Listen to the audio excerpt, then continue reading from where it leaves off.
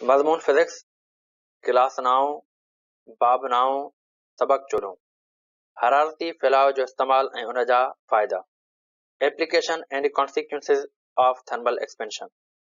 अस्सलाम वालेकुम प्यारा ॿारो, सिंध ऑनलाइन स्कूल में भलीकार, मां आहियां सनवाल महर।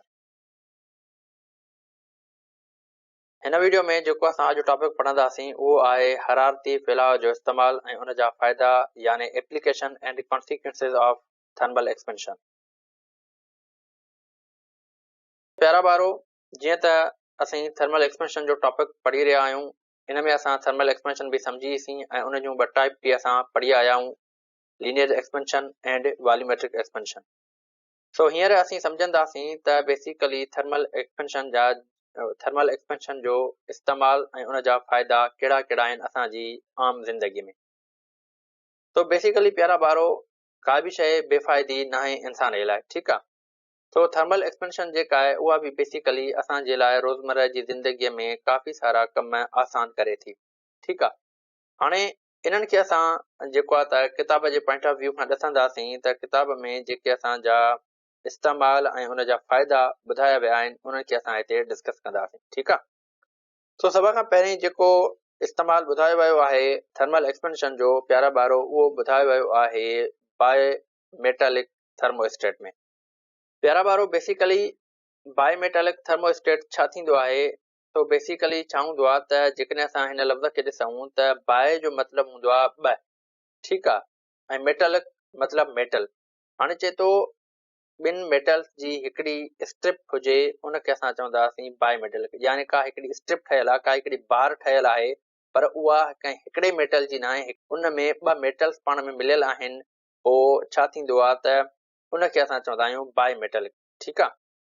तो बेसिकली बायोमेटेलिक स्ट्रिप जो जेको आहे कमु छा हूंदो आहे थर्मोस्टेट में, उहो इन हिसाब सां हूंदो आहे त जीअं तव्हां हिन फिगर में ॾिसी रहिया आहियो, बेसिकली 9.10 पेज नंबर जेको आहे त 210 ते हीअ फिगर ॾिनी वई आहे असांजे बुक में। तो प्यारा ॿारो ॾिसो त हिन में जेको आहे त छा आहे, ही असांजो जेको आहे त फिक्स्ड पॉइंट आहे ऐं हीअ असांजी ओपन सर्किट कंडीशन आहे, ठीकु आहे। उन खां पोइ हीअ असांजी बेसिकली बाय मेटेलिक स्ट्रिप आहे, यानी असां ईअं खणी चऊं था ॿिटी धातु जी डंडी, ठीकु आहे। हाणे हिन जो कमु बेसिकली छा हूंदो आहे त हिन में ॿिनि क़िस्मनि जा जेके आहिनि त उहे मेटल्स इस्तेमालु कया वेंदा आहिनि, ठीकु आहे। यानी ॿिनि मेटलनि जी हिकिड़ी जेको आहे त डंडी ठाही वेंदी आहे, स्ट्रिप ठाही वेंदी आहे। पोइ हिकु मेटल उहो हूंदो आहे जंहिंजी जेको आहे त थर्मल एक्सपेंशन ज़्यादा हूंदी आहे ऐं हिकिड़े जी जेका थर्मल एक्सपेंशन जेका हूंदी आहे उहा घटि हूंदी आहे। पोइ छा थींदो आहे त असां जॾहिं हिन खे हीट कंदा आहियूं, हीट करण खां बाद में ख़ासि करे ही जेका पहिरीं इहा ॻाल्हि प्यारा ॿारो त ही जेको ही जेका बायोमेट्रिक स्ट्रिप आहे, इहा बेसिकली जेका यूज़ कई वेंदी आहे उहा कई वेंदी आहे इलेक्ट्रॉनिक डिवाइसिस में, ठीकु आहे। हाणे छा थींदो आहे त जॾहिं हितां असां करंट ॾींदासीं, ठीकु आहे, त पोइ करंट ॾींदासीं त छा थींदो त उहो करंट असांजो फ्लो थींदो ऐं ही हिते पाण में जेको स्विच आहे, ही जेको ओपन सर्किट आहे, इहो क्लोज़ थियल हूंदो। पोइ छा थींदो त करंट असांजो जेको आहे उन में फ्लो थींदो, ठीकु आहे, ऐं असांजो सर्किट जेको आहे कंप्लीट हूंदो। उन खां बाद में छा थो थिए बेसिकली त जॾहिं करंट असांजो फ्लो थींदो आहे त असांजो जेको सर्किट हूंदो आहे, ठीकु आहे, उहो जेको ऑब्जेक्ट हूंदो आहे उहो गरम थी वेंदो आहे। हाणे गरम छाजे करे थो थिए? छो त उन में इलेक्ट्रॉन जो फ्लो थो थिए, ठीकु आहे। इलेक्ट्रॉन जे फ्लो जे करे बेसिकली उहो सर्किट असांजो जेको आहे त गरम थींदो आहे ऐं कुझु हीट अमाउंट जेको आहे त कुझु अमाउंट ऑफ हीट जेको आहे उहो असांजी जेको आहे त वेस्ट थींदी आहे ऐं ख़ारिज थींदी आहे, ठीकु आहे। पोइ उनजे करे जेको आहे ही असांजी जेका बायोमेट्रिक स्ट्रिप आहे उहा बि जेको आहे त गरम थींदी। उन खां पोइ जेको हेठे तरफ़ मेटल लॻल हूंदो आहे प्यारा ॿारो, उहो छा थींदो, उहो असांजो जेको आहे त गरमाश जे करे, उन हीट जे करे छा थींदो, उहो थोरो टेढ़ो थी वेंदो आहे, ठीकु आहे। हाणे जॾहिं उहो थोरो टेढ़ो थी वेंदो, उन में थोरो कर्व ईंदो, त पोइ ही जेको असांजो सर्किट आहे इहो इन में ओपनिंग थी वेंदी, यानी ही जॾहिं टेढ़ो थींदो त हिन सां कॉन्टेक्ट जेको आहे उहो ख़तमु थी वेंदो, ठीकु आहे। हाणे जॾहिं हिन स्ट्रिप जो हिन पॉइंट सां, हिन सर्किट सां जेको आहे त कॉन्टेक्ट ख़तमु थी वेंदो, त पोइ छा थींदो, पोइ ईअं थींदो त असांजो जेको इंस्ट्रूमेंट आहे उहो असांजो भिजी वेंदो, उहो असांजो ट्रिप थी वेंदो, ठीकु आहे। यानी असांजो जॾहिं सर्किट जेको आहे त क्लोज़ मां जो ओपन थी वेंदो, त उते करंट उन पॉइंट ते न पहुचंदो ऐं असांजो जेको उहो जेको सर्किट आहे, उहो जेको इंस्ट्रूमेंट आहे बेसिकली उहो जेको आहे त कमु करणु छॾे ॾींदो, ठीकु आहे। हाणे उन खां बाद में छा थींदो त जेका मथीं स्ट्रिप लॻल हूंदी आहे उन जी जेका थर्मल एक्सपेंशन हूंदी आहे प्यारा ॿारो, उहा उन जी जेको आहे त घणी हूंदी आहे। ठीकु आहे, यानी घणी हीट एब्ज़ॉर्ब करण जी उन में सलाहियत हूंदी आहे। ठीकु आहे, पोइ छा थींदो आहे त बेसिकली जॾहिं असांजी जेका त उहा स्ट्रिप उन मां हीट ख़तमु थींदी आहे, ठीकु आहे, यानी जॾहिं कॉन्टेक्ट न हूंदो ॿिए सर्किट सां हिन जो, त छा थींदो त असां इलेक्ट्रॉन फ्लो न कंदा, करंट फ्लो न कंदो। जॾहिं करंट फ्लो न कंदो त पोइ जेका हिन में रहियल हीट हूंदी उहा ख़ारिज थी वेंदी, ठीकु आहे, निकिरी वेंदी। जॾहिं उहा निकिरी वेंदी त उन खां पोइ हीअ जेका स्ट्रिप आहे उहा थधी थियणु स्टार्ट थींदी, ठीकु आहे। हाणे जॾहिं थधी थींदी त साॻियो ई पंहिंजी उन वरी लेवल ते ईंदी, ठीकु आहे। जॾहिं लेवल ते ईंदी त वरी साॻियो जेको आहे त हिन ॿिन्ही में पाण में कॉन्टेक्ट जेको आहे उहो शुरू थींदो ऐं उन खां पोइ वरी जेको आहे त ॿीहर करंट फ्लो थींदो ऐं इहो असांजो जेको आहे त सिस्टम हलंदो रहंदो आहे, ठीकु आहे। जॾहिं हीअ स्ट्रिप गरम थींदी त ट्रिप थी वेंदी ऐं जॾहिं थधी थींदी त साॻियो वरी उहो कॉन्टेक्ट असांजो शुरू थींदो, ठीकु आहे। उहो असांजो जेको आहे इंस्ट्रूमेंट हलणु शुरू थींदो। बेसिकली बायोमेट्रिक स्ट्रिप जेका आहे उहा कहिड़नि असांजे जेको आहे इंस्ट्रूमेंट में लॻल हूंदी आहे, कहिड़नि डिवाइसिस में लॻल हूंदी आहे। उन में असां वटि जेको फर्स्ट डिवाइस अचे थो उहा अचे थी असांजी इस्त्री, ठीकु आहे, आयरन।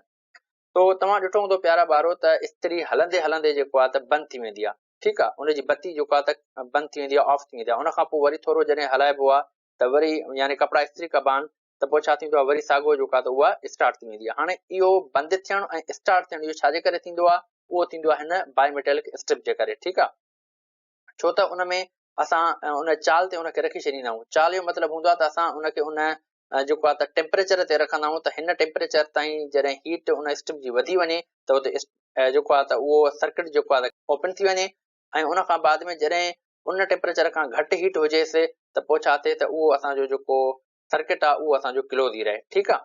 त उन ब्याफ ते जेको आहे त स्विच असांजो विधल हूंदो आहे, बटण खुलियल हूंदो आहे, पोइ बि उनजे बावजूद बि जेका आहे त इस्त्री जेको आहे त कॾहिं जेको आहे त हलंदी आहे, कॾहिं बंदि थींदी आहे, ठीकु आहे। बेसिकली इहो कंहिंजे करे थो थिए, बायोमेटेलिक स्ट्रिप जे करे, ठीकु आहे। उन खां बाद में नेक्स्ट जेको असांजो डिवाइस आहे उहो आहे असांजो वरी वॉशिंग मशीन, ठीकु आहे। हाणे वॉशिंग मशीन जेका हूंदी आहे उहा बि तव्हां ॾिसंदव त उहा बि कॾहिं बंदि थींदी आहे, कॾहिं हलंदी आहे, कॾहिं बंदि थींदी आहे, कॾहिं हलंदी आहे, ठीकु आहे। त उनजो बि उनखे बि बेसिकली असां जेको करंट ॾींदा आहियूं उहो असां जेको आहे त कंटिन्यूसली ॾींदा आहियूं। ईअं न त असां जेको आहे त बटण बंदि था कयूं वरी खोलियूं था, ईअं न हूंदो आहे, ठीकु आहे। या असां जेको आहे त हिनखे हिकिड़ी चाल सेट कंदा आहियूं, कॾहिं जेको आहे त हीअ क्लॉक वाइज़ मूव कंदी आहे, कॾहिं एंटी क्लॉक वाइज़ मूव कंदी आहे, ठीकु आहे। तो इहो बि जेको सिस्टम हूंदो आहे हिन जे बंदि थियण जो ऐं हलण जो, उहो बि बेसिकली कंहिंजे करे हूंदो आहे, उहो बि बायोमेट्रिक स्ट्रिप जे करे हूंदो आहे। या उन खां पोइ जेको आहे त ओवन हूंदो आहे, ओवन बि बंदि बि थींदो आहे ऐं वरी हलंदो आहे, उहो बि जेको आहे बायोमेट्रिक स्ट्रिप जे करे थींदो आहे, ठीकु आहे प्यारा ॿारो।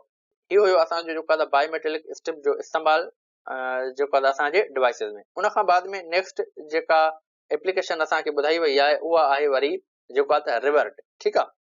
हाणे बेसिकली प्यारा ॿारो छा रिवर्ट छा हूंदो आहे त जहाज़ ठाहिण या ॿियनि इंडस्ट्रीज़ में जेके असांजूं जेके आहिनि त मेटालिक जेके प्लेट हूंदियूं आहिनि उन्हनि खे पाण में जेको आहे त जोड़ण जे लाइ रिवर्ट जेका आहे उहा कमु ईंदी आहे, ठीकु आहे। हाणे ततल हिकु ज़ोर ततल रिवर्ट खे ॿिनि मेटालिक प्लेटनि जे सुराखनि मां गुज़ारिबी आहे ऐं उनखे पोइ हथोड़े सां जेको आहे त एसि ताईं धक हणबा आहिनि, एसि ताईं कुटबो आहे जेसि ताईं उनजो मथियों जेको छेड़ो आहे, मथियों जेको हिसो आहे उहो गोल थी न वञे, ठीकु आहे। उन खां पोइ छा थींदो आहे, थधे थियण खां पोइ हीअ जेका रिवर्ट हूंदी आहे, ठीकु आहे, उहा थधे थियण खां पोइ वधीक जेको आहे त वरी सुकिड़जी वेंदी आहे ऐं उन ॿिनि पटनि खे जेको आहे मज़बूत कंदी आहे, ठीकु आहे। तो अहिड़े नमूने सां जेको आहे त हीअ रिवर्ट बि जेको आहे असांजे लाइ कारआमद आहे, ख़ासि करे जेके असांजा जहाज़ हूंदा आहिनि या जेके आहिनि त असांजी जेके सनअतूं हूंदियूं आहिनि उन्हनि में कंहिं ॿिनि पटनि खे बंदि करण जे लाइ, यानी उन्हनि खे पाण में जोड़ण जे लाइ, ठीकु आहे।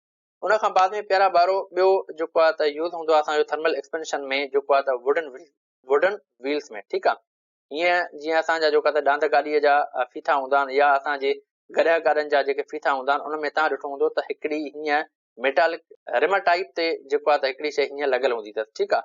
हाणे उन में बेसिकली छा हूंदो आहे त हिन जो हीअ जेका सर्किल हूंदी आहे, हीअ जेका रिम हूंदी आहे उनजो जेको डायामीटर आहे बेसिकली उहो घटि रखियो वेंदो आहे कंहिंखां हिन व्हील खां, ठीकु आहे। पोइ छा कबो आहे त हिनखे गरम कबो आहे। अक्सर तव्हां ॾिठो हूंदो जेके जेको आहे त जेको गाॾा ठाहींदा आहिनि जेके मिस्त्री, त उहे छा कंदा आहिनि त जॾहिं उन्हनि जी कंहिं गॾिया गाॾी वारे मालिक जी जेको आहे हीअ रिम या फीथो वग़ैरह भॼी पवंदो आहे त पोइ रिम कढी करे पोइ उनखे वरी जेको आहे त गरम कंदा आहिनि, ठीकु आहे। हाणे गरम करे पोइ जेको आहे त हिन जेको आहे फीथे जे मथां चाढ़ींदा आहिनि, ठीकु आहे। हाणे गरम करण सां छा थींदो आहे त हिन में हीअ जेका रिम आहे उहा थोरी एक्सपेंड थी वेंदी आहे एक्सपेंड थियण खां बाद में पोइ हिनखे जेको आहे त हुन फीथे जे मथां चाढ़ींदा आहिनि। चाढ़ण खां बाद में छा थींदो आहे त उहा वरी पोइ उते जेको आहे त मज़बूतीअ सां एडजस्ट थी वेंदी आहे जॾहिं थधी थींदी आहे। ठीकु आहे। अगरि जेकॾहिं हिन रिम खे गरम न कजे त पोइ हिन व्हील ते जेको आहे त उहा मथां चढ़ी न सघंदी। ठीकु आहे। सो हिते बि जेको आहे त असांजी उहा थर्मल एक्सपेंशन जेका आहे उहा जेको आहे फ़ाइदेमंद साबित थी। उन खां बाद में नेक्स्ट जेका शइ असांखे हिते ॿुधाई वई आहे उहा ॿुधाई वई आहे वरी जेको आहे त कार रेडिएटर कूलेंट में। ठीकु आहे। हाणे बेसिकली छा थो थिए प्यारा ॿारो, कार रेडिएटर में जेको आहे त प्योर वाटर जे बदिरां जेको आहे त थधो करण वारो मख़सूस पाणियाठ जेको आहे इस्तेमालु थींदो आहे। छाकाणि त पाणीअ जी जेका वॉल्यूमेट्रिक एक्सपेंशन आहे प्यारा ॿारो, उहा जेका आहे त वधीक हूंदी आहे। ठीकु आहे। पोइ उन जे करे जेको आहे त छा थींदो आहे त मशीन या जेके असांजा रेडिएटर आहिनि उनखे जेको आहे त उहा नुक़सान पहुचाए सघे थी। ठीकु आहे। त अहिड़े नमूने सां जेको आहे त हिते कार जे रेडिएटर खे जेको आहे त थधे करण जे लाइ बि जेको आहे असां पोइ छा कंदा आहियूं, ही वाटर वग़ैरह यूज़ कंदा आहियूं। ठीकु आहे। त उन खां बाद में नेक्स्ट जेका पॉइंट असांखे ॿुधाई वई आहे उहा ॿुधाई वई आहे वरी थर्मामीटर जे लाइ। ठीकु आहे प्यारा ॿारो।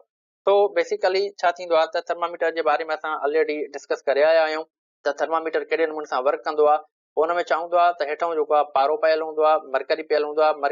मरकरी जेको आहे जॾहिं कंहिं हॉट बॉडी सां टच में ईंदो आहे, कॉन्टेक्ट में ईंदो आहे, त पोइ छा थींदो आहे उहो एक्सपेंड थियणु शुरू थींदो आहे। ऐं थर्मामीटर ते जेके त उहे जेके पॉइंट्स लॻल हूंदियूं आहिनि जंहिंखे असां स्केल पिया चऊं, फ़ारेनहाइट, केल्विन ऐं सेल्सियस। पोइ कंहिं पॉइंट ते जॾहिं बीहंदो त पोइ डॉक्टर असांखे ॿुधाईंदो आहे त बाबा तव्हांजो बुखार हेतिरो आहे, तव्हांजो टेम्परेचर हेतिरो आहे। ठीकु आहे। ऐं उन खां बाद में जेको आहे त लास्ट पॉइंट ते हलूं था। ऐं लास्ट पॉइंट जेका असांखे ॿुधाई वई आहे उहा ॿुधाई वई आहे गैप्स बिटवीन रेल ट्रैक्स। ठीकु आहे प्यारा ॿारो। हाणे तव्हां ॾिसंदव त अक्सर हाणे जेको आहे त रेल जूं जेके पटड़ियूं हूंदियूं आहिनि उन्हनि में हिन क़िस्म जी जेको आहे त हिन क़िस्म जूं गैप्स जेको आहे थोरियूं रखियूं वेंदियूं आहिनि। ठीकु आहे। तो रेल जा जेके रस्ता हूंदा आहिनि उहे बेसिकली जेको आहे त मेटल जा ठहियल हूंदा आहिनि ऐं ऊन्हारे में गर्मीअ जे करे उन में जेको आहे वाधि पैदा थींदी आहे। ठीकु आहे। तंहिं करे जेके पटड़ियुनि जे मिलण वारी जाइ जेका हूंदी आहे पोइ उन में हिन क़िस्म जूं जेको आहे त विथियूं रखियूं वेंदियूं आहिनि, जंहिं करे पटड़ियूं आसानीअ सां जेको आहे त फैलिजी सघनि थियूं, यानी उन में एक्सपेंशन अची सघे थी। ठीकु आहे। उन्हनि पटड़ियुनि में आसानीअ सां जेको आहे एक्सपेंशन अची सघे थी। तो जेकॾहिं पटड़ियुनि जे जोड़ वारी जाइ उहे विथियूं न छॾियूं वञनि त पटड़ियूं टेढ़ियूं थी पवंदियूं, जंहिं करे ट्रेन पटड़ीअ तां लही सघे थी। ठीकु आहे। तो छा थींदो आहे त ऊन्हारे में जेको आहे जॾहिं गर्माश वधी वेंदी आहे त हिन मेटल में थोरी एक्सपेंशन थींदी आहे। ठीकु आहे। पोइ हिन विथी न हुजण जे करे छा थींदो त उहे जेके पटड़ियूं आहिनि रेल जूं उहे छा थींदियूं, टेढ़ियूं थी वेंदियूं ऐं पटड़ी जेका रेल जेका आहे त उहा हुन पटड़ीअ तां लही बि सघे थी। ठीकु आहे। सो प्यारा ॿारो, इहो हुयो असांजो जेको आहे अॼु जो टॉपिक जेको असां पढ़ियोसीं ऐं हिनखे सम्झियोसीं त एक्सपेंशन जा जेके असांजी आम ज़िंदगीअ में इस्तेमालु आहिनि ऐं हुनजा फ़ाइदा जेके आहिनि त कहिड़ा कहिड़ा आहिनि। त मूंखे उमेदु आहे त तव्हांखे हीउ टॉपिक बि सुठे नमूने सां सम्झ में अची वेंदो। इनशाअल्लाह नेक्स्ट लेक्चर में वरी असां नए टॉपिक सां गॾु मिलंदासीं। तेसिताईं अल्लाह हाफ़िज़।